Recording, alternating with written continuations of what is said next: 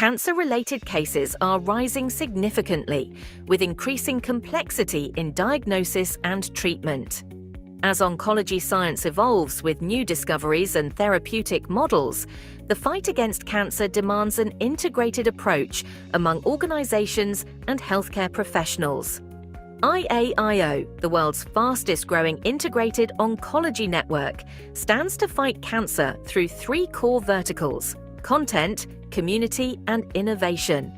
IAIO serves thousands of cancer professionals globally through our diverse divisions, products, and services. Our meetings and events with world-class speakers educates over 2,000 cancer professionals annually to foster collaboration and knowledge sharing. In 2025, IAIO will bring over 500+ hours of expertly designed scientific meetings and events to enhance professional practice of cancer professionals. IAIO brings you your virtual meeting secretariat, the exclusive suite to manage your meetings and events. We execute your concept, and together we bring the best of IAIO. Oncology Updates, our flagship series, delivers the latest insights on all categories of cancer, bridging the cancer research and industries. We bring you the latest innovation, therapeutics, clinical trials, and ongoing studies. Our annual Congress, Indo-Oncology Summit, unites world-class speakers and delegates, offering a premier platform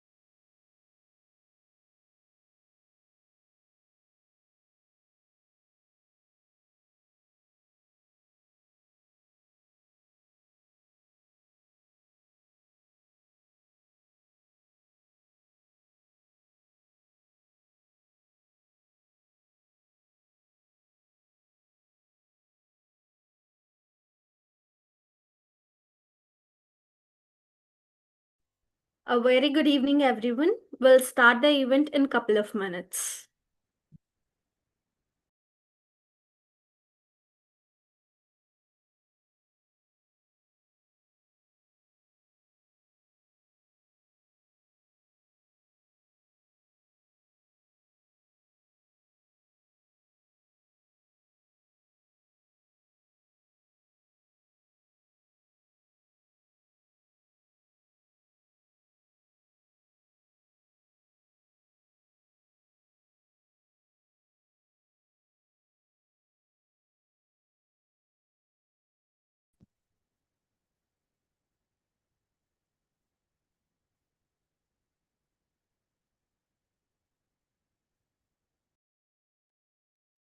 Jayachandran sir, could we start with the session?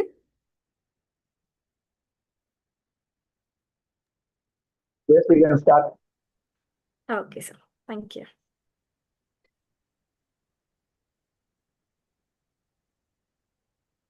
So, a very good evening, everyone. A warm welcome to each one of you to the IAIO Expert Insight session on Hemato-Oncology. I'm Joshi Roshni from Team IAIO, and it's my pleasure to be the host for today's session. We are truly honored to have with us our distinguished program director for today, Dr. P.K. Jayachandran sir, a medical oncologist who has been instrumental in guiding the scientific program for this evening. Thank you, sir, for leading this important discussion in hemato-oncology. To begin the evening, may I now invite our program director, Dr. P.K. Jayachandran sir, for the introduction and context setting. Sir, over to you, please.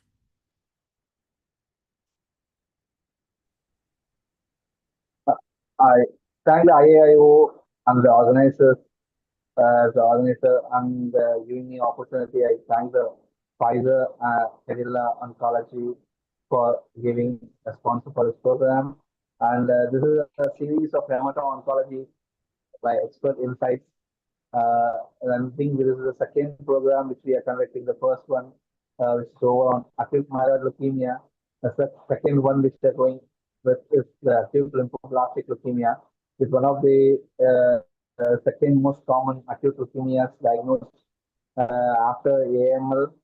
So it also requires a lot of management protocols, especially so the management protocols are very complex when we are going to treat patients with acute lymphoblastic leukemias.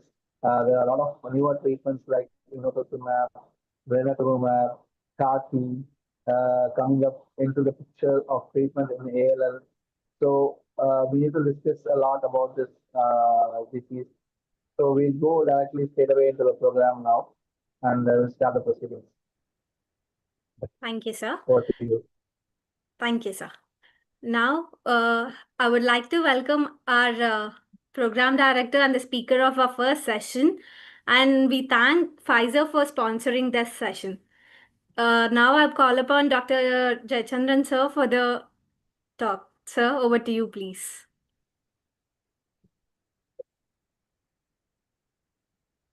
Share my slides. Yes, sir, please.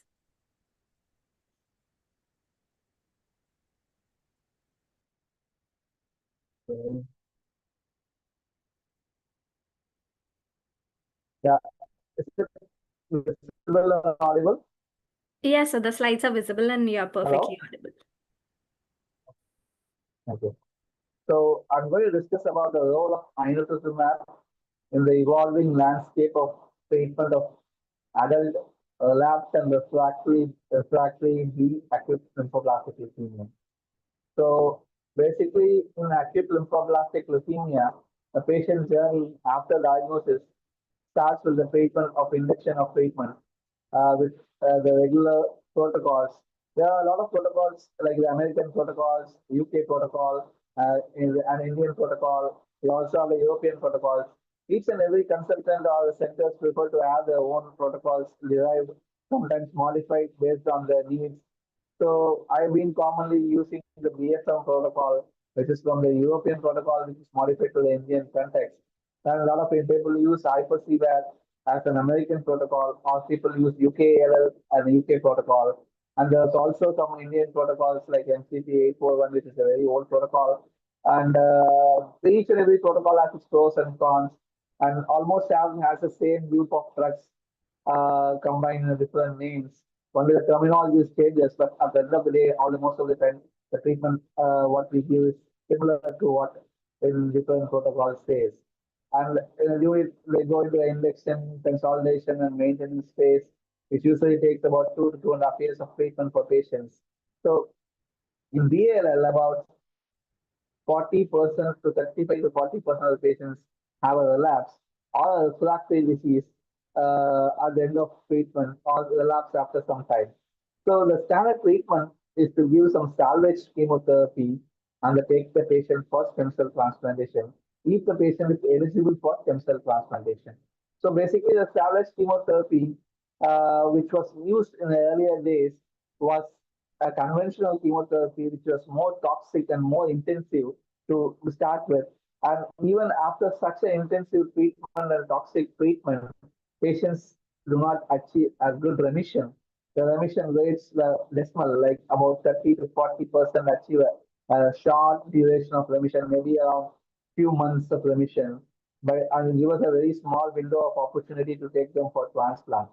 So in such patients, uh, we needed some better therapy to be giving them a better remission and a greater window of opportunity to take them for transplant, and also a lesser toxic treatment.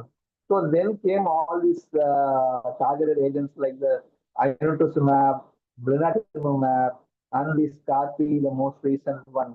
All these things are slightly lesser toxic than the regular salvage chemotherapy, and also yields a better response rate than that of the conventional chemotherapy.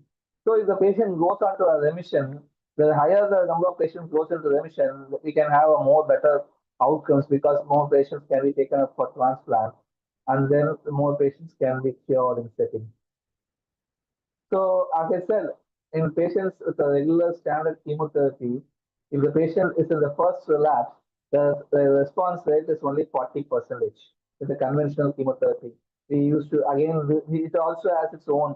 There's a BFM 85 protocol for relapse setting, there's a UKLL relapse protocol, there's an American relapse protocol, and there are also in the less intensive botulinum based Indian protocols also. So, whatever we use, at the end of the day, we will get only about 40% response rate in the first relapse. If there's one relapse already happened, the second relapse only 20%. If there are more than one relapses, we get a response rate of one just less than only 10 to 11%. This is very dismal. 1 in 10% responding to treatment, or 1 in 5 patients responding to treatment is very dismal. And the median OS is also is like less than 6 months. They are going to be alive for more than 6 months. So this is the dismal outcomes which was published about 10 years ago in Hematologica. So this is something which we need to change. So basically, what are the poor prognostic factors in ALL? Patients with older age have a worse prognosis because they are most of the ALL protocols are designed for pediatric age, and most of the older patients do not tolerate these protocols, especially when it comes to elastogenase or the methotrexate consolidations. These patients do not tolerate older patients. So in such patients, we need to have most they themselves, the older patients are always at a risk of higher risk of relapse and refractoriness, higher white cell counts at diagnosis. The cytogenic abnormalities like Philadelphia chromosome, especially the incidence of Philadelphia chromosome positive ALL, increases with the age. Basically, in the younger age, it is about 5% in children. When it comes to younger adults, it is about 20-25%. When it comes to older age, 1 in 2 ALL patients, more than 50 years of age, if you see a ALL patient, 1 in 2 ALL patient would be Ph positive ALL. So again, other abnormalities like the chromosome 411 translocation, especially MLL translocation and complex karyotype, these are all abnormalities which use some poor prognostic factors. And late response to therapy, basically persistent MRD negativity or patients having refractory disease at the end of one induction. All these things are patients having the MRD positivity after one induction, MRD positivity after consolidation. These are all signs of refractoriness of the disease, wherein patients do not do well. And patients who have spread to CNS, basically CNS spread, brain, CNS spread, or brain involvement, or brain involvement, also impacts the poor prognostic factor towards those patients. So sometimes there's a subtype of pro-BAL. Also, sometimes the subtype also can give a poor prognostic factors for ALL. And let's see how the cure rates decreases with ages. So this is data published about 15 years ago, 10, 12 years ago. And you can see that the patients with the age of 1 to 4 have 1 to 4, 5 to 9, and 10 to 11 have the cure rates are constantly increasing over the time period. If you look at the decade 1980 to 84, 80s, it was about 50 to 70 percentage, whereas in 2000, early 2000s, it is about 75 to 85 percentage. And in current era, it is about almost 80 to 90 percentage. So this outcomes of pediatric ALL has been fine-tuned a lot because the pediatric patients tolerate chemotherapy very well. When it comes to even a slightly older age of like 15 to 19 years or 20 to 24 years, there has not been much difference of change in outcomes. Basically, it was 30 percentage in late 80s, and in early 2000s, it was 40 percentage. Whereas in 15 to 19 years, it is about the same and almost it's less than 50 percentage. When it comes to even older adults of more than 40 years or 50 years, the outcomes are still poor. Basically, only 30 percentage or less than 30 percentage only are going to be cured with the regular treatment. And you can clearly see the OS curves when it comes to 60 to 64 years. The OS curves at the end of 3 years is only like 30, 25 percentage. So one in four patients are going to be cured. So this is what is happening with the data. You can see clearly the patients with 16 to 29 years have a very high cure rates compared to other age groups. When it comes about the age group of all these 30 years, when the cross age plus 30 years, the cure rate slips to less than 40 percentage. So how we switched over from salvage chemotherapy to immunotherapy? Basically, we have three drugs. The older drug is rituximab, but the use of rituximab has been incorporation into the protocol was being done by various study groups in a various patients adding it. And very importantly, it requires the presence of CD20 in the cells, in the lymphoblasts to be given. So it had a modest improvement in the outcomes in only those patients who had positive CD20 blasts. When it comes to inotuzumab, it is a CD22 targeted monoclonal antibody. Again, the incidence of CD22 positivity is higher than that of CD20. You can see about only 15 to 20% of the patients are CD20 positive ALLs, whereas about 60 to 75% of the patients are CD22 positive ALLs. And renatumumab is a CD19 positive for targeting bispecific T cell engager. Basically, it requires the native T cells to be active to be more efficacious. And CD19 positivity is universally present in all the B cells before giving any anti-CD19 directed treatment. So CD22 is something which we are going to discuss today. So the inotuzumab ozagamicin is a ADC.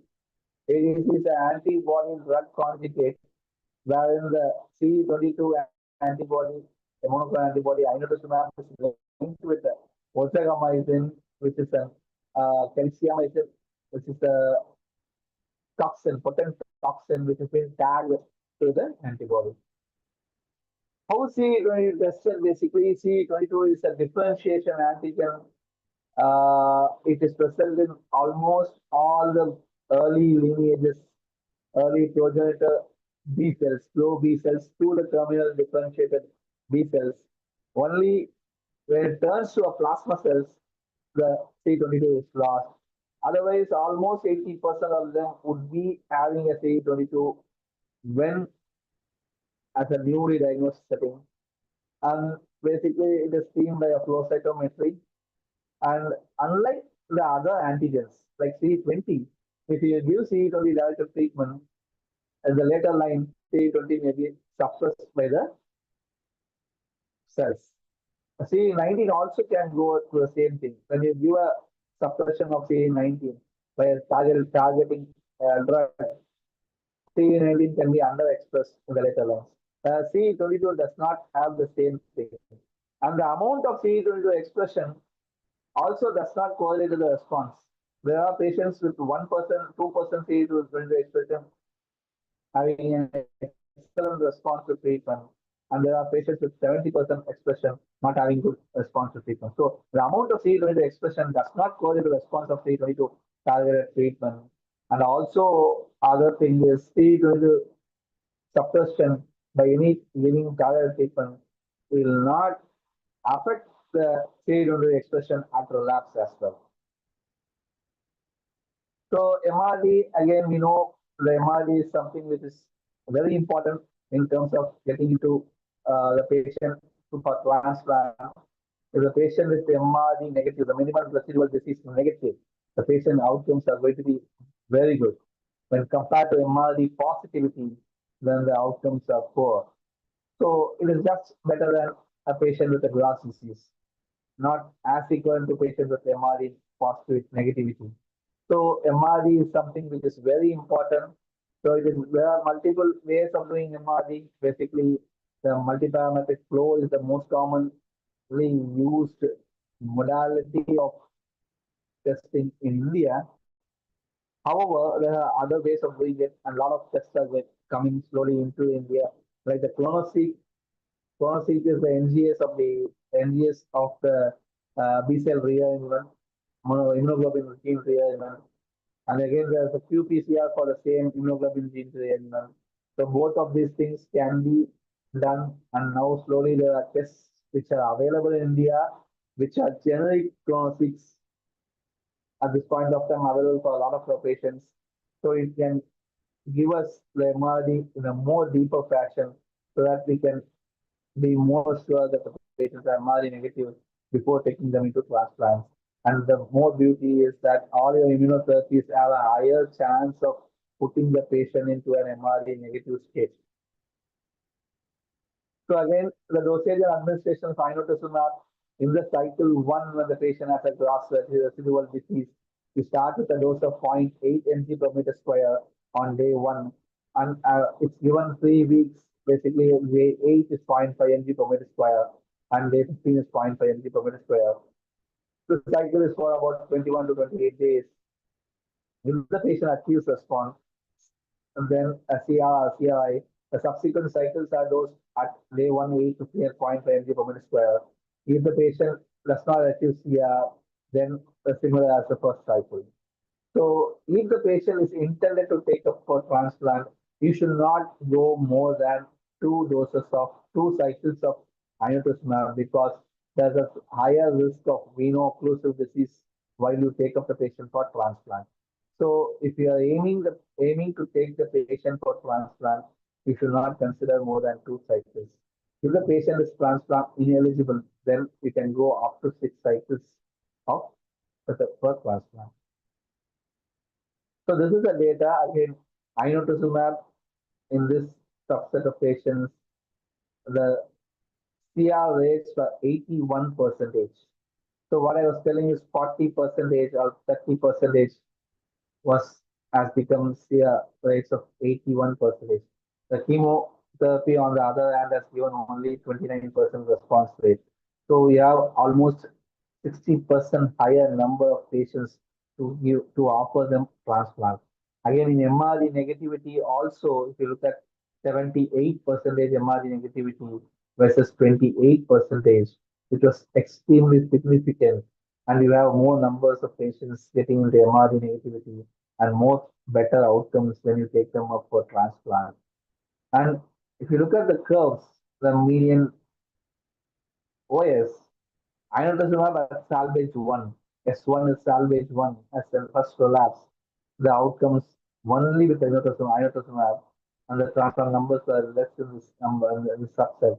And we could see that about 30% of them have a long-term survival even at a relapse state. And if inotuzumab at second line, it is about 15%. So again, standard of care is going up. So the best time is to use inotuzumab at the first relapse rather than reserving for it for the later relapse.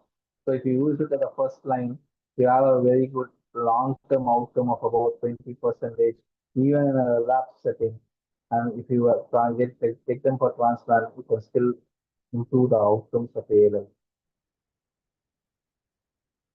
So there are a lot of profiles. Again, ALL is not a single disease. We all know that AML is not a single disease. ALL is not a single disease. We have PH positive, PH negative, PH like, MLL positive, and we have a lot of other newer markers like in the PH like CRLF2. We have the other mutations which may influence the outcomes. PH plus phenotype. All these things have come up in a lot larger way, and whether to give first salvage, whether to take the patient for transplant, or which for CAR-T, and whether there's extramedullary disease or not, whether there's a risk of relapse, what is the blast count. All these things comes into our mind when we understand these patients. And if you look at this, the response rate, if you use inotuzumab in the first salvage, the response rates of 78% CR or CR with incomplete recovery compared to 28%. When it comes to subsequent salvages, it is only a 64%. And even if you use S1 versus S2, salvage versus S2, higher salvage 24 months survival. Basically, OS at 24 months was 25.9 months, 25.9 percentage at the end of 2 years. If you use inotuzumab at the earlier salvage compared to only 8.9 months when you use it in a subsequent salvage. Again, when you compare the blast counts, there's a low blast count, low disease burden. The bone marrow blast is less than 50%. The outcomes are better in terms of PFS and OS. So early detection of an AML or ALL relapse would warrant, because we really do not do bone marrow unless we see cytopenias. Maybe we should think about trying to pick up if you have vague symptoms in patients. You try to pick the patients earlier to take them up for transplant. Again, post-transplant relapse, there is some small data which was published as an abstract few years ago in the ASH, and it showed that patients even after the transplant have some outcomes, and the outcomes are also in the patients with extramedullary disease. Also, after 2 cycles, about 55% response rate in even patients with extramedullary disease. In patients with post-CAR outcomes of CAR-T, basically the CAR-T outcomes, usually inotuzumab is used as a bridge for CAR-T. So in these patients, if the patient is not exposed to inotuzumab or the patient responds well to inotuzumab, the outcomes are almost similar. But when it comes to patients who do not respond to inotuzumab, the response are worse even after CAR-T. And pH status, irrespective of pH status, inotuzumab does have activity in these patients. And transplant eligibility, basically, who are the patients ideal for transplant? So each and every transplant center have their own way of assessment, but there are some guidelines, especially the HSCT comorbidity index, and the comorbids index is being calculated and then they classify into low risk, moderate risk, high risk, very high risk in terms of the comorbid status and the scoring system. Ages, mostly we consider less than 65 years for transplants to reduce the chance of mortality. And the MRD positivity, if you take up for transplant, There's a very high risk of relapse, so we should always try to take the patient at MRI negative status. The donor selection is also very important. Choosing an adequate, better donor is always important. And outcomes of second transplant is always poor. These patients also we should think twice before taking up for second transplant. And social support is something also to be taken into account. So what is safety? The one important thing which I was telling you during my slides is veno-occlusive disease. This veno-occlusive disease is something you should keep in mind when you are going to treat these patients. So about in patients who did not have any transplant, about 111 patients, this 111 patients at salvage one first relapse. These patients had about 1.8% of VOD incidence. In salvage 2, when there are more exposure to chemotherapy, the incidence was 5.9%. Whereas in patients who underwent transplant, after the salvage 1, about 19%, 1 in 5 patients had veno-occlusive disease following transplant. But the numbers are less because I already told you the numbers, overall numbers went into transplant was less with this trial. And if you look at patients who went into transplant after second salvage with inotuzumab as a mentioned, basically after the second relapse, if they have been exposed to a lot of chemotherapy and then they got the transplant, then the incidence is almost 35%, which is 1 in 3 patients are going to develop VOD. Earlier, the exposure to inotuzumab, lesser the incidence of VOD during transplant, and the lesser the number of cycles we expose to patients and take them up for quick transplant, the lesser the incidence of VOD with the use of transplant. So again, what are the things we should consider? Avoid using double alkylator therapy, especially when you use Thiopipa or Melphalan, or you use busulfan and cyclophosphamide. Try to use uh, conditioning regimen which does not have two alkylators at the same time. I commonly prefer to use flu PGI, TTCY in case of haploidentical transplant or a Psi PGI in terms of a mud sibling transplant. So avoid other hepatotoxic drugs like azoles, especially try to give a lesser azole or switch to mycophenolate prophylaxis, sort of something which will be useful. Then mostly do not go in for the third cycle. Always try to stick on 1 or 2 cycles. Make sure your bilirubin and other liver parameters are within normal limits before going into transplant, and give the patient with prophylaxis of also deoxycholic acid uh, for patients to be liver safe. Comparing Vena and I know again, ease of administration is better with inotuzumab and blinatumomab is a continuous infusion for almost 4 weeks. Patient has to be in the hospital for continuous infusion. The MRD eradication is almost equal. Maintenance and re-challenge is better with blinatumomab. Underlying CNS pathology, it is better you give inotuzumab. The liver dysfunction wise, I know it's not safe, but Blina is safe with liver dysfunction. If planning for a future transplant, Blina would be a better option. But if you plan for a future CAR-T, iodine would be a better option. There's a high tumor burden. That's something you should always know. Most of the blinatumomab studies have been done at a level of MRD only, not at the higher levels. Most of the time they are studied at a low MRD, low disease burden only. We do not know what is the real activity of blinatumomab in a patient with a band or full disease, because you need a lot of blinatumomab, a lot of active surfaces to kill all these things.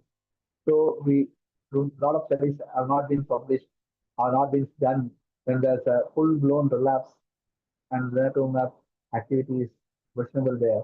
When you have a very high tumor burden, it's always inotuzumab is a better agent. For MRD eradication, blinatumomab is a better agent. If you have Ph positive ALL, I know it's a better agent. And I want to just sorry. So to summarize, I know it's very effective in relapsed refractory ALL. The CR rates are approximately 80%, and it is very effective in high burden disease compared to Brena. Brena is more effective in MRD eradication, whereas I know it's better in disease eradication. And we should always stick on to 2 cycles, not more than I usually give only 1 cycle, not even 2 cycles for and then take up a preparation for transplant. The ideal goal is to take up for the transplant. So these outcomes may be 30% because a lot of patients do not go into transplant. But if you take these patients to transplant, most of the patients are transplant, then the outcomes may go up to even 40-50%. Now, thank you very much.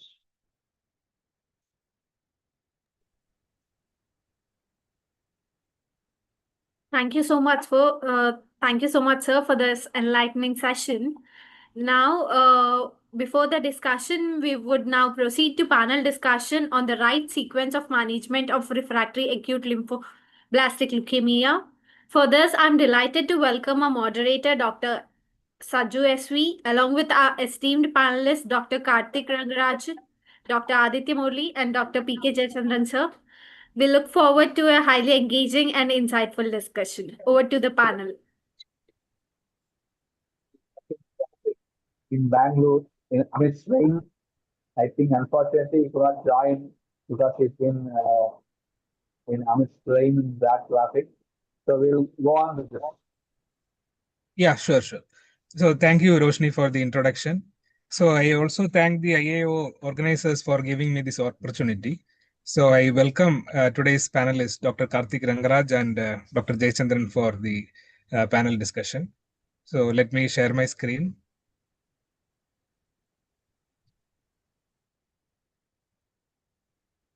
Is my screen visible? Yes, sir. Yeah. So the majority of the topics Dr. Jayachandran has just now covered. So, but it is a lot to take in. So I would like to have a broad overview and discussion so that it is useful for the our postgraduate students as well. So this is the current outcome of adult ALL in various subtypes. So Dr. Karthik Rangaraj, so my question to you is, so are you seeing the similar kind of survival outcome in Indian scenario? And so how much percentage of the patients with ALL are getting relapsed in your practice? So predominantly, like we now with the advent of all the moleculars and we are able to detect the pH positives, and with the genetic information, I think we can consolidate with transplant, identify high risks at baseline. So the number of relapses have come down, but due to lack of access, we still see patients who come back with relapsed disease, like despite standard treatment protocols. The numbers are fairly decent, sir. For a pH negative standard risk, I would say roughly around 60 to 70. But with standard induction, I think, and in children, the rates are actually higher than in adults. pH positive ALL 60 to 80 with the advent of we do have TKIs right now. So I think the numbers fairly represent that. T cell ALLs, except the ETP ALL subtype, which I can see that it's the lower number. The others all, I think, would fairly come into this number of 40 to 50%. Okay. Jayachandran, any other input? Yeah, Jayachandran sir's opinion also. And also I want to know, so how do you usually follow up the patients after maintenance, especially if they have any molecular markers and all? So the most important prognostic would be the MRD, I think, sir, like the post-induction MRD. So do you do periodic marrow or? So there's Yeah, no Dr. Jayachandran, please. There's no indication to do periodic marrow. So basically, once the most of the time the poor subset of patients are patients who relapse within maintenance, early relapses. So these patients are difficult to salvage. Basically, when you see an unusual cytopenia during the maintenance or unusual infections or something, then you should think about relapse. But if you look at the numbers, again, I should say Across the board, BALL 35 to 40% relapse. Despite whatever be the outcomes, we don't have access to blinatumomab. Unfortunately, adult patients have very poor access to blinatumomab at this point of time. I know to some extent patients can afford. So at this point of time, I would say 35 to 40%. Whereas in PALs, it will be more than that, like almost 50 to 55% of them relapse. This is what real numbers which we see. Um, the follow-up wise, what I would usually do is a marrow at end of induction and marrow. So the end of induction marrow is MRD positive, then marrow at end of consolidation. And if it turns negative, then the marrow at end of intensive phase. And also at the end of 1 year and 2 years maintenance. I would do this for MRD. But you can also now, with the advent of clonoSEQ, not the original clonoSEQ, generic clonoSEQ, which is available with some of the labs. Few of the labs have developed clonoSEQ in India. So you can have a better MRD, deeper MRD status with these clonoSEQ basically. So I do this basically. But after maintenance is over, I generally do not do bone marrows for patients. I generally keep them in follow-up. And the chance, well, if you take 40%, 40 patients who relapse, only about 3 to 5 patients have a late relapse. Rest of the 37 patients have an early relapse only. Either very early relapse or refractory disease. So the small number of patients picking up them, I may not push in a bone marrow for everyone. The number needed to diagnose late relapse and doing a bone marrow in every other is painful. Okay, thank you, Dr. Jayachandran. So, Dr. Karthik, so how do you actually do the MRD? I mean, is it from marrow always or? Basically, the end of induction is definitely marrow to document a CR, and we do a flow-based MRD because NGS-based access is a little difficult. So at the end of induction, we usually do bone marrow to document it. And like Sir said, after that, if the patient is MRD negative, usually it doesn't require, or at the end of consolidation, we again repeat the marrow. So the marrow MRD is, I think, would be ideal to pick up even the slightest. But if it's a pH positive, I think we follow it up with peripheral blood PCR, RQ-PCR to see the title. But if you're looking for a flow-based MRD, I would do a marrow. Okay, so once the patient has completed all the maintenance treatment, then how do you monitor them? Only clinical with the CBC? Yes, sir. Clinical CBC, mostly if they do not have extreme cytopenias or requiring interruptions in therapy, then you don't need to actually, you can maintain the dose intensity by continuing or increasing the dose of the maintenance to maintain a WBC count of around 3,000 to 4,000. If that is the intensity is able to be achieved, then I think there is no need for a marrow during maintenance. If the patient did not have any high risk or if the MRD is negative at the end of induction. Yeah, got it. So, Dr. Jayachandran, so how would you define this primary refractory relapsed, early relapse, late relapse?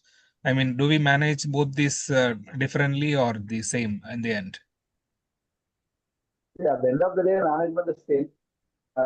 It's salvage and transplant, but the outcomes are different. If you have primary refractory AML, ALL versus a late relapse ALL, the outcome of late relapse ALL is going to be better than primary refractory ALL. So at the end of the day, the treatment is same. The patient is eligible for affordable for inotuzumab, then I will go for inotuzumab, mini CVD, or inotuzumab only, and then take up for transplant. But the outcomes is different. Prognostically, they are different, but does not predict any treatment. You do not choose treatment based on when the patient relapses. Yeah, I agree. So, as he has already told, it's prognostically maybe similar, but strategically it's different. One is chemotherapy. Both are actually chemotherapy-resistant disease. Our treatment strategy may little differ. So there is a paradigm shift. Initially, we used to give cytotoxic chemotherapy for salvage, and then take up for allogenic transplant. Now we have targeted therapies and immunotherapies, then bridge to transplant, cure, and even there is option for de-escalation. So this session is basically meant to address these questions. So what are the essential workup we are supposed to do at relapse? So how do we choose between these various immunotherapies, blinatumomab, inotuzumab, where to place CAR-T, allogenic transplant, and what is the optimal bridge? So how to manage the patient's post-immunotherapy, and what is the current role of chemotherapy in this modern era? So I will start with an imaginary case. So it's a 32-year-old male, standard risk Ph negative B cell ALL, initially treated with BFM like protocol, achieved CR, then end of consolidation MRD positive. And 10 months post diagnosis, patient presents with fatigue, pancytopenia, bone marrow confirmed 60% blast. So, Dr. Karthik, so what are the investigation that you would actually suggest for these patients?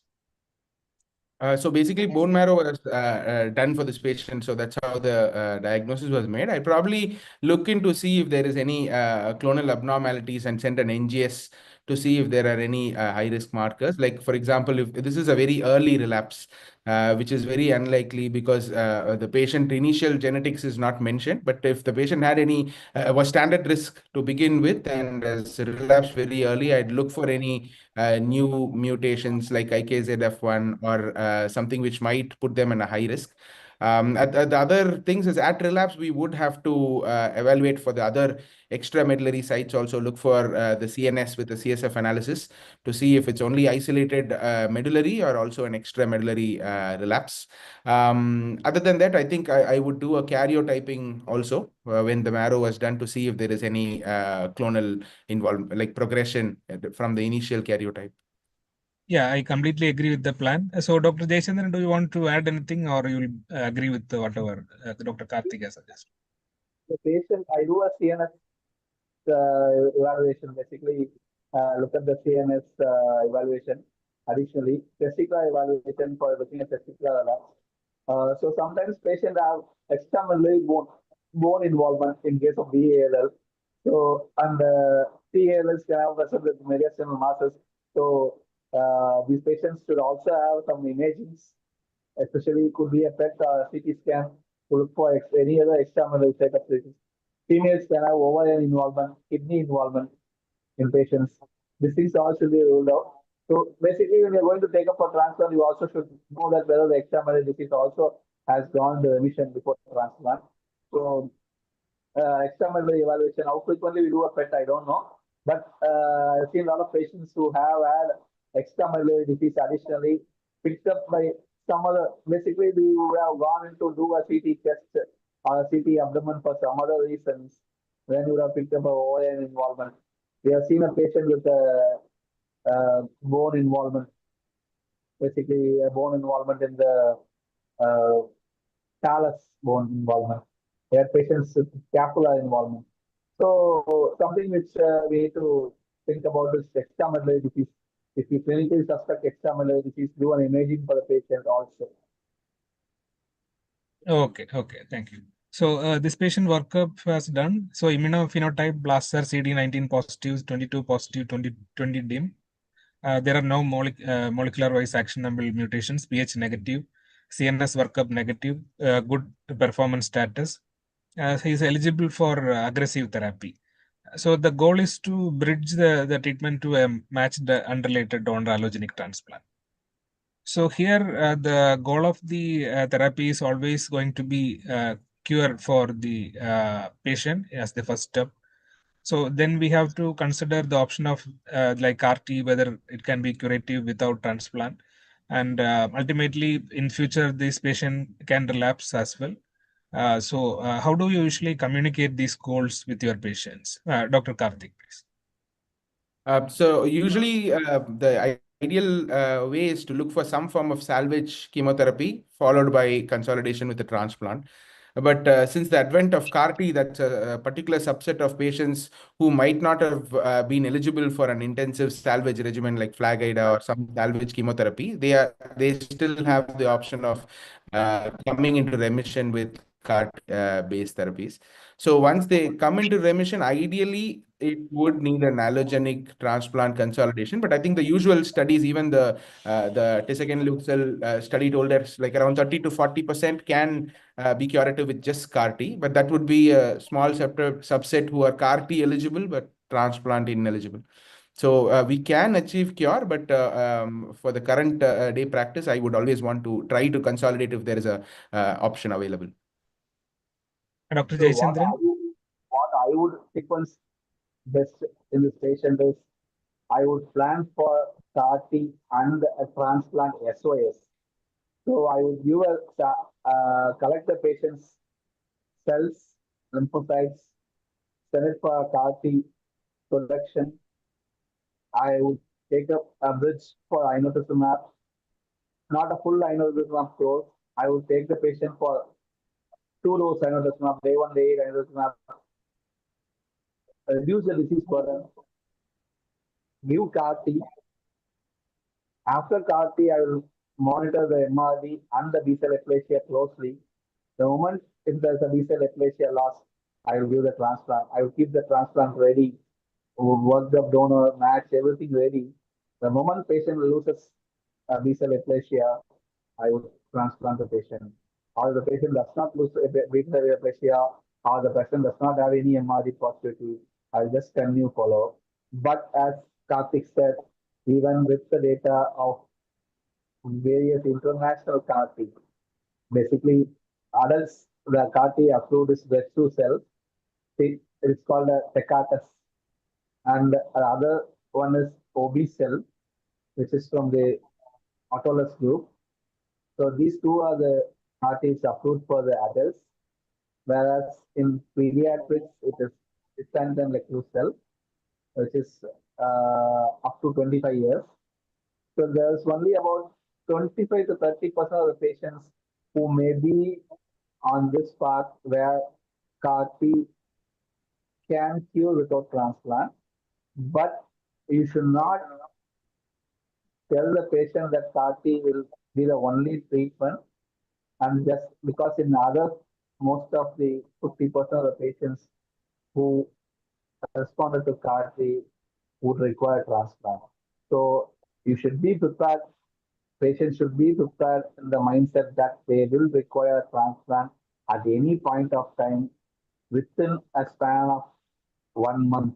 If there is a B-cell aplasia, try to take the patient into the transplant room within the next 2 weeks without getting into a lapse. Yeah, I completely agree.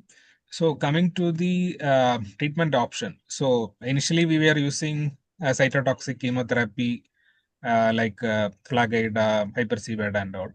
So in your practice, how much you are able to change the therapy to immunotherapy based treatments, Dr. Karthik? So with the advent of inotuzumab, I think it really changes the picture because of the number of people who may receive immunotherapy. Because salvage chemotherapy, like intensive chemotherapy of AML, needs some form of physical fitness, and the patient should be infection-free for receiving an intensive salvage chemotherapy. Whereas inotuzumab, with adequate PAP support, I think we can reach a great number of patients. And with the easy dosing of the inotuzumab, lots of patients can be, like Sir had pointed out, lots of patients, nearly 70 to 80% can be brought under remission, which is a big change in the management. Blinatumomab, I do not have first-hand experience, mainly because we don't have access and the costing is extremely high in India. So blinatumomab is especially reserved for the people who can afford it. Okay, CAR so T-cell therapy, yes. Please yes, go ahead. Yeah, so CAR T-cell therapy, yes, again, for like Sir had pointed out, some form of inotuzumab-based therapy to bring down the disease load, and then CAR T-cell therapy would be appropriate. Salvage chemotherapy alone, I would probably decide for people probably who are late relapses or isolated extramedullary relapses in a good risk of patients, I would probably consolidate and put them on maintenance, something like an ALL BFM protocol, 85 relapse protocol. if they fall into that subset. If it's a very late relapse or it's isolated extramedullary relapse, I would probably plan that. But all others would require a transplant for consolidation. I mean, finances are not an issue, so you'll choose a group of patients who can be treated with chemotherapy alone. If finances are not an issue, then I think they would be able to choose any of the first three. Because Okay, so mostly, if they are not willing or not feasible, that would be the finances which would be restrictive. Okay, so if you are planning for salvage chemo alone, so which protocol that you are following commonly? So usually at Vellore, we follow the ALL BFM 85 relapse protocol, which includes induction if there is a marrow involvement or R1, R2 based chemotherapy if there is extramedullary involvement. Okay, thank you. Dr. Jayachandran, your opinion on the selection of treatment, please. See, again, as I said, I was doing my talk. Brina is not the agent to be used with overt disease. Brina is the agent where to reduce the MRD only. So most of the settings, Brina was used to eradicate MRD, not to eradicate the overt disease. So basically, it is you need a lot of T cells to for the Brina to be active. Yeah, Brina is dependent on the T cell immunity of the body. When there's overt disease, the amount of T cells are dysfunctional. So basically, Brina does not act in the setting much. So I have used blinatumomab in UK. So most of the time it's for MRD eradication, not for overt disease. For overt disease, it's always preferable to go with blinatumomab, not with blinatumomab. You will not. You will have a potential toxicity, and also you will have a bad outcome. If you have MRD positive disease after inotuzumab, then go for CAR-T. Because when you use Blina, CAR-T becomes ineligible because CD19 target has been used recently. So better to go for CAR-T. Blina is only for patients. Nowadays, Blina is used for mostly in the first line treatment as MRD eradicator to avoid transplant, basically. So, are you using chemo alone for any group of patients? Because if logistics are an issue. These patients I use the same ALL BFM 85 protocol. We have induction FR and R2 sort of protocol. Otherwise, if the patient is partially able to fund, then I use 2 doses of inotuzumab with mini CVD. That's also something which patients can afford sometimes. So that is something which I do. Okay, okay. So basically, nowadays the chemotherapy, cost of chemotherapy protocol for giving induction F and R1 put together, you can give one inotuzumab ECD. The supportive care equates to the cost of inotuzumab. Okay, so blinatumab, it's a BiTE connecting T cell to a CD19 positive ALL cell, and we have the Tower study where the median OS was 7.7 versus 4. There are superior CR and CRH rates. Then the problem is continuous IV infusion over 28 days, and as Dr. Jayachandran was mentioning, there is if the MRD load is high or disease burden is high, then there will be cytokine storm, then ICANS. So, at what tumor burden do you become hesitant to use blinatumomab monotherapy, Dr. Jayachandran? So I would be hesitant to use if there's a more than 20% lost. More than 20%. So, otherwise, I would less than see ideally less than 5% lost. Okay, Blina. If you have okay. more than 5% lost, the activity is less. I will not use it at all when it's more than 20%. Okay, so in UK, how you were using it? I mean, or 28 days patient will be admitted, or you will be sending them So with basically, infusion pumps? patient will be sent out with infusion pump for subsequent therapies. First, the CRS will be expected in the first 10 days, 12 days. That time, patient will be closely monitored. There are virtual wards and all available in US. So patient will be put in a nearby flat or hospital accommodation, and there's virtual wards where the patients are monitored. And in some patients, we also have the patients admitted in the hospital for 10-15 days, and the subsequent day cycle will be under a pump. Okay, okay, thank you. Then we have ADC, that is the talk for today, inotuzumab. we have Innovate trial that also has significant higher CR rates and MRD negativity. Then the practical consideration, the weekly infusion and the veno-occlusive disease. So the discussion point for a patient who is eligible for both, I mean less than 5% blast, then what are the key deciding factors considering the finances apart between blinatumomab and inotuzumab? Dr. Karthik. I think like sir had mentioned during his talk also, like very valid point was one is it was only for MRD based disease. But if it's less than 5%, Blina is less effective in extramedullary sites like CNS and those kind of diseases. Blin kind of falls lower than inotuzumab for extramedullary sites. And also in pH positive disease, I think inotuzumab takes the lead, saying it works better in pH positive disease than blinatumomab. So those are kind of factors where I would incline towards inotuzumab in comparison to Blin. The only places where inotuzumab might not be very helpful is one, if there is already like sir had mentioned, a previous liver disease which might precipitate veno-occlusive disease when we use inotuzumab upfront. Okay, thank you. So as we have discussed, yeah. Yes, Jayachandra. When you have 5% disease per annum, for the cost of blinatumomab, you can do a CAR-T directly. Yeah. So these points we have already discussed today. So of these labs protocol, this point also we have discussed. So addition of venetoclax, what is your opinion, Dr. Jayachandra? So venetoclax has good activity in TALS. So basically, TALS have some good activity, but BALS I have not tried venetoclax. I used flag with venetoclax in one or two TALS. I used mini CVD with venetoclax with one or two patients. So I'm not used with BALS. Basically, most of the time I will stick on to I know hyper CVD, I know mini CVD. Then nelarabine based chemo. The protocol is also very used in patients. Okay, So so like pH positive, if their labs, I mean, which protocol do you use? pH positive for patients, we use mostly the ponatinib with mini CVD or ponatinib with hyper CVD or ponatinib with induction F. These things, or sometimes we use a softer induction like bortezomib with ponatinib, steroids and uh, steroids, vincristine. These things are used based on the patient's profiles. Okay, okay. So we have these cytoreduction strategies with various chemotherapy options, then intrathecal therapy.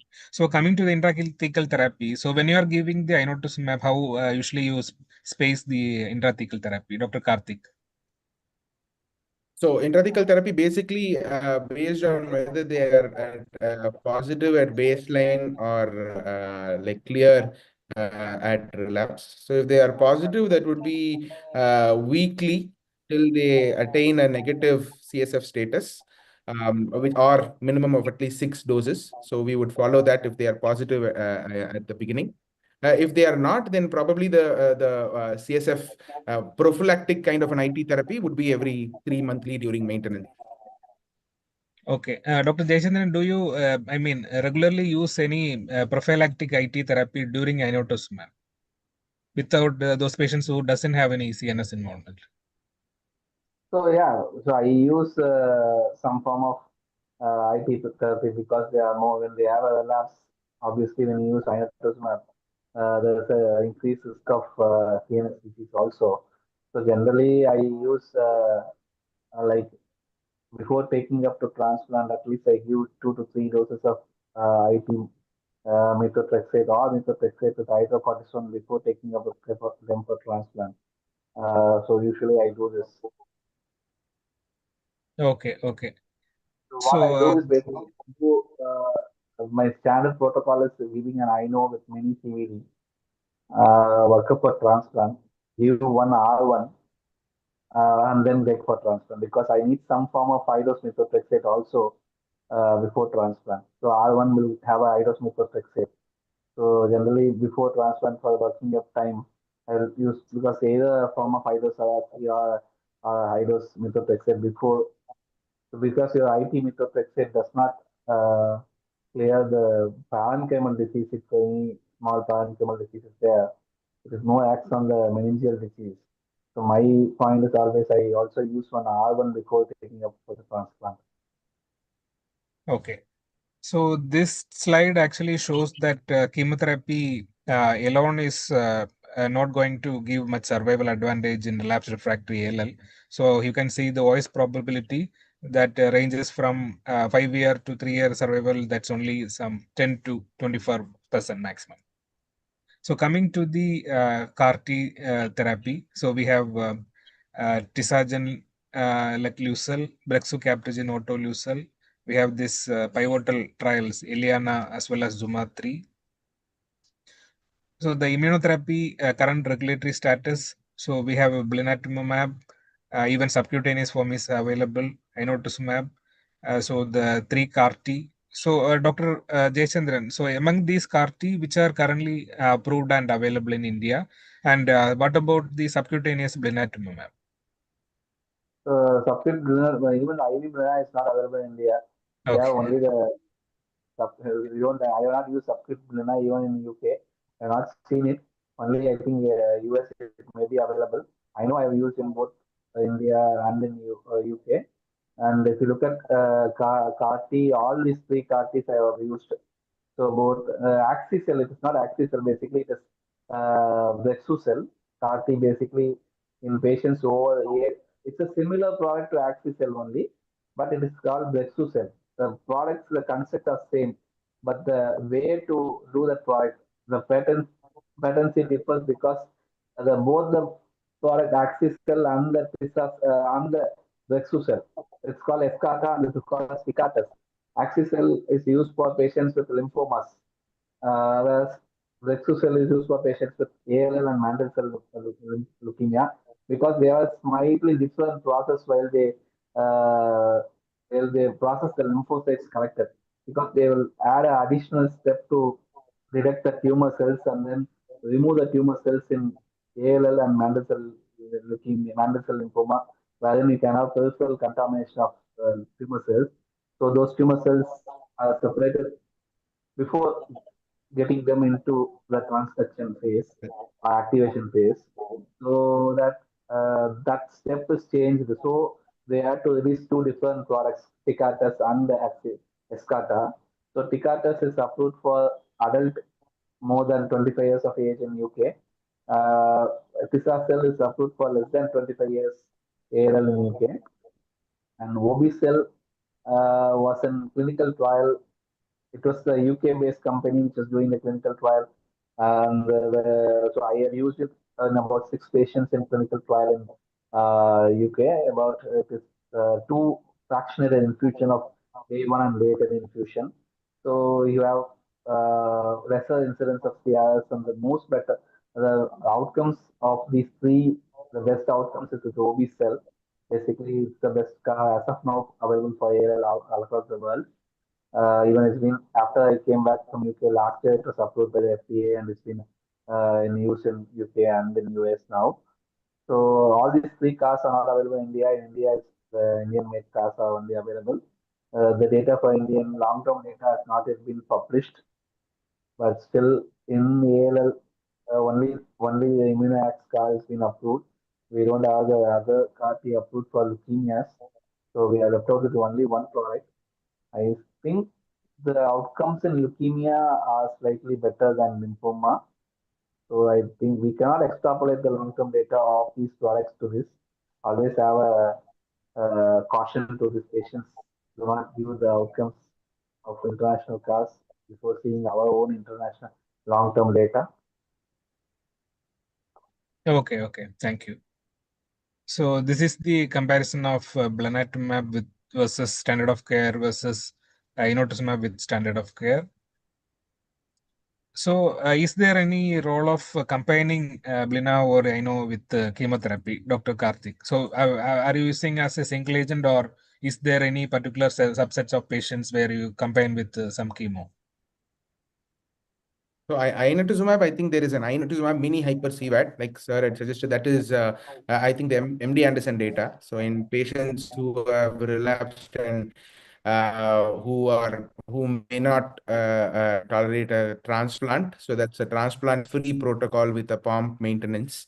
But other than that, I think at relapse, single agent inotuzumab is enough if it's being used as a bridge to allogenic transplant. Blinatumomab, I don't think it requires additional chemotherapy, as that itself is an intensive 28-day infusion. And like sir said, it's more for an MRD kind of a disease. So disease burden reduction with inotuzumab followed by. Blina So cannot be okay. Brina needs active T cells to act. If you give chemotherapy, or especially when you use dexamethasone, it is T cell suppressant. Most of your chemotherapy, what you use, destroys all the lymphocytes and T cells. So you cannot use chemotherapy when you use lenalidomide and dexamethasone, especially steroids should not be given unnecessarily unless you have a severe toxicity. So it will impair the activity of Brina. So you should not use Brina with chemotherapy. yeah, but I think it's not yet in practice, but this was presented in some EHA 2023 abstract. I don't know whether the long-term results are out. They tried mini CVAD with with or without blinatumomab. Bruna must be a sequential one, Now not was Sequence. a. added later, I think. Yeah. This is the protocol, I think. So first you give me hypercivir with inotuzumab to destroy the grass disease, and then you give Brina to reduce the MRD. That might be a design. Probably you cannot give Brina with the. They've sequenced it and. Yeah, sequentially only they have tried. Yeah. You cannot give it together. So now we will discuss about few facts about CAR therapy. So does these agents have effect on CAR expansion, Dr. Jayachandran? See, Brina, if you use in the UK, if the patient has been exposed to any form of therapies, the subsequent CAR T is not approved. So basically, I have never used never given a CAR T in patient who already has had Brina. So I have no ideas about that. Again, in most of the data, when you use blinatumomab, the CAR T does not work well. But I know, as I said, I had one of the slides in patients who respond to I know, or patients who do not get exposed to I know, the outcomes are similar. But patients where the patient will not respond to I know, those patients' outcomes were very poor with CAR. So I don't know what is the exact biology behind. Probably the disease biology must be resistant even to the CAR. So disease burden and disease biology, as I said. Yeah, Dr. Karthik, I wanted to ask about this question. So, disease burden alone is enough for what about disease biology? Like if TP53 is mutant but MRD is negative, that patient presents with relapse. So, what actually marks more, disease burden or disease biology? I think when it's TP53, they kind of like are resistant to chemotherapy. But if we are able to achieve an MRD negativity, then I would probably take that as the best chance for a TP53. Because I think allogenic transplant would be needed. But MRD negativity at the end of induction is ideally the what we take as response to chemotherapy. So if they are refractory and TP53, I would say it's disease biology. Whereas if we are able to achieve an MRD negative, I would consolidate. So, I mean, okay, I got it. Dr. Jayachandran? Give you a different perspective. So when you are using conventional chemotherapy, disease biology matters. Okay. When you use CAR T, disease burden matters. Irrespective of disease biology, CAR T will act. If it's pH positive, pH negative, P53, P50 negative, MRL positive, MRL negative, doesn't matter. CAR T will act. CAR T is trained to act on any form of cells which is having the target. So it doesn't care whether it has what poor biology. Even in lymphomas, irrespective of whatever be the disease biology, lympho, doublet, triplet, anything it acts. So disease burden is more important for CAR T. Disease biology is more important for conventional chemotherapies and inotuzumab conditionings. Okay. Okay, so coming to disease burden, so if we are planning on CAR T therapy and if there is heavy disease burden, then would you prefer a low intensity bridge or high intensity bridge? Does it matter? Bridging wise, I would say better to get the patient into moderate intensity like an inotuzumab or 2 doses of inotuzumab. Instead of going for day 1, 8, 15, you just day 1 and 8, or with some mild hyper, mini CVD or inotuzumab only. So I will not even think about very high intensity which like Flag-Ida or an F induction F or R1. Rather, I will also not go in for like a VCR, CTX, sort of a OMC based bridge. I would rather go in for a moderate intensity bridge. I do not want to harm the patient. In the same way, I do not want a very high burden of disease, more than 30% blasts in the marrow before CAR-T goes in. Got it. So here we have already discussed the role of MRD, that's disease burden in this patients. So Dr. Karthik, how do you usually monitor the B cell aplasia after doing CAR-T therapy? So post-CAR-T, we monitor the immunoglobulin levels, mainly to see if the patient maintains the B cell aplasia post the CAR-T. The lymphocyte subset analysis may also help if to check whether there is a persistent B cell aplasia in patients post-CAR-T. But immunoglobulin is much easier to monitor, so we post-CAR-T The immunoglobulins, every monthly not, for 3 months we do not, the immunoglobulin levels. the immunoglobulin is secreted only by mature B cells. If you have a relapse of BALL, you will not be able to pick up the BALL relapse only with immunoglobulins. So it's always important to do a flow cytometry with both B cell subset analysis. Basically, your flow cytometry hematopathologist must be clearly knowing what to be done. You should both do CD19 based gating and also non CD19 based gating to look for B cells. Okay.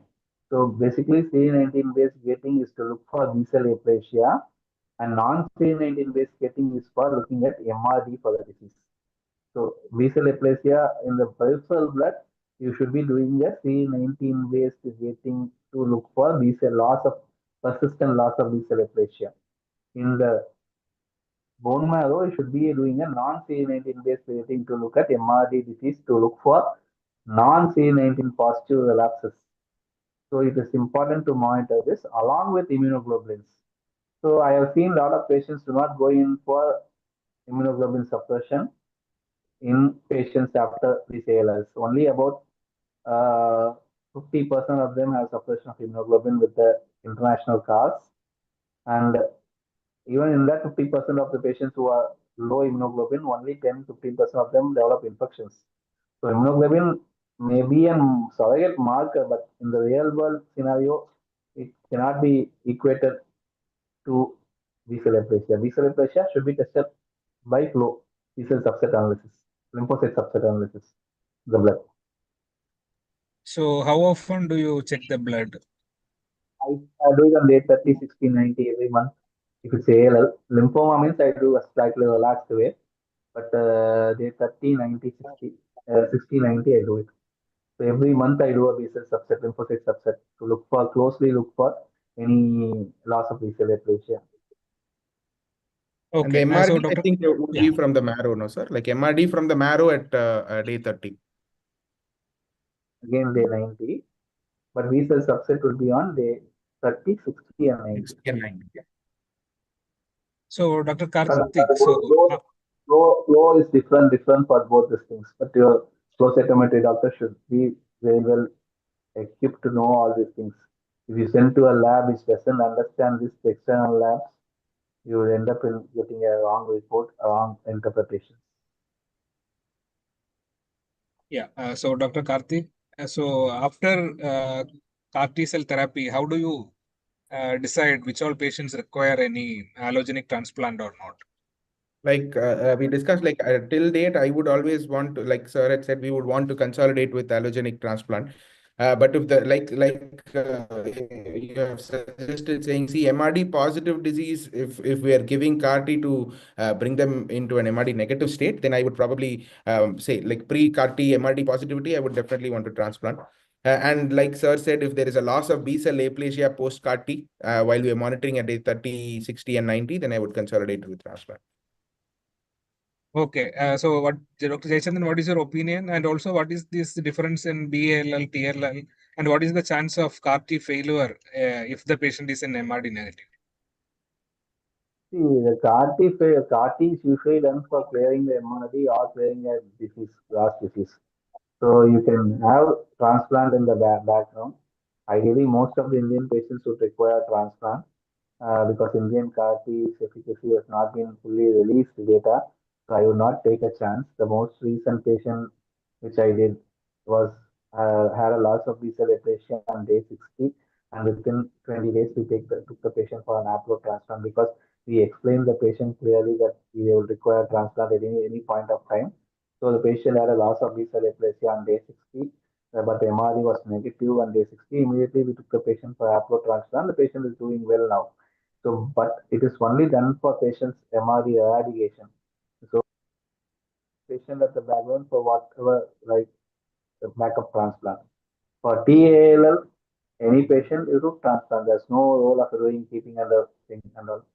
So VLL, role of transplant in Indian setting, Indian CAR setting, I would say more 90% of the patients would require transplant. We don't have data to clearly support transplant-free CAR T treatment in India. Okay, okay. So this few points we have discussed. So Dr. Karthik, about cranial irradiation or systemic therapy that crosses blood-brain barrier. So if CNS patients, how do you choose these options? So basically, if the patient has CNS disease, then like we discussed, I would give triple IT based therapy and probably choose a high dose methotrexate. The IT based therapy does not deal with parenchymal disease. So I think the patient, if they have, they should get a high dose methotrexate kind of a regimen with Arasi. Cranial irradiation, I would probably give it like a more like a prophylaxis rather than treatment, because and if the patient is going for a TMLI based therapy, they can also be added as a cranial boost during transplant. CSF flow cytometry, if there is frank disease, it is not needed, but if there is a high suspicion of a CNS disease, I would always do a CSF flow to confirm. Yeah, so Dr. Jayachandran, so would you always prefer to do allogenic after CAR T, or would you prefer any subset of patients whom allo first and reserve CAR T for later? If the patient has achieved already MRD negativity with Hemato, MRD, I would not do CAR T at that transplant. Hello? Hello? Yeah, yeah. This is the subset which I would take for transplant. I didn't get you. I am unable to hear. So there's a group of patients. If the patient has already achieved MRD with the salvage treatment, I would directly take for transplant instead of getting to CAR T. Oh, okay, okay, got it. So, Dr. Karthik, do you follow any maintenance strategies after allo or keep them on follow-up? So post allo, based on the disease and MRD negativity, post allo, if they had a high risk disease or MRD positivity, then we would probably, which is very unlikely, but if there is a small subset of patient where they underwent allo, I would probably kind of first consider early stopping of immunosuppression to see if they are developing a GVHD. So that would be the first strategy. And if they still don't develop, then DLIs might help at strategic points. That would be preemptive DLI, like if there is an MRD positive or a high risk. Okay, okay, got it. So see, for PS positive ALS, we give maintenance. Yeah, pH positive ALLs, we need to give TKI, right?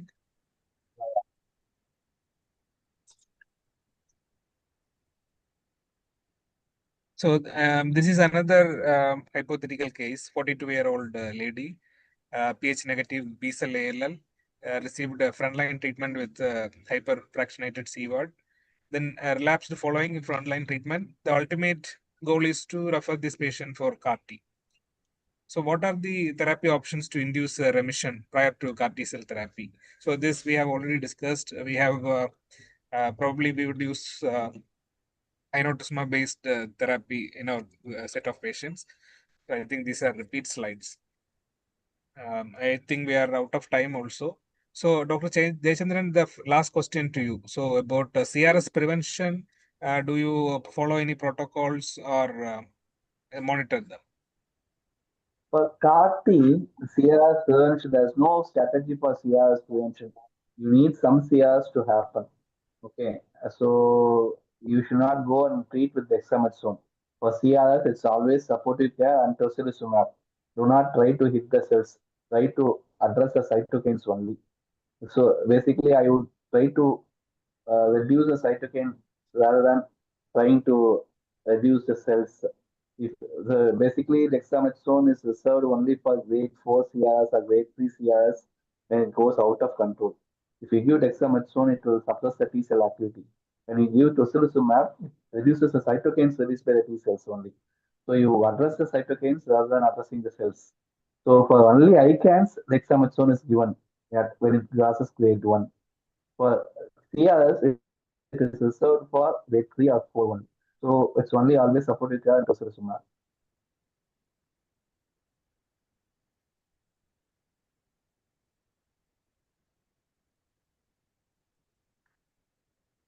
Sanjay, you are muted. You are muted. You are So muted. this is the, yeah, thank you. So this is the treatment algorithm that we can follow that we have discussed today. I think we have come to the end of the discussion. So I would like to thank all the panelists today and hand over the session to the organizers.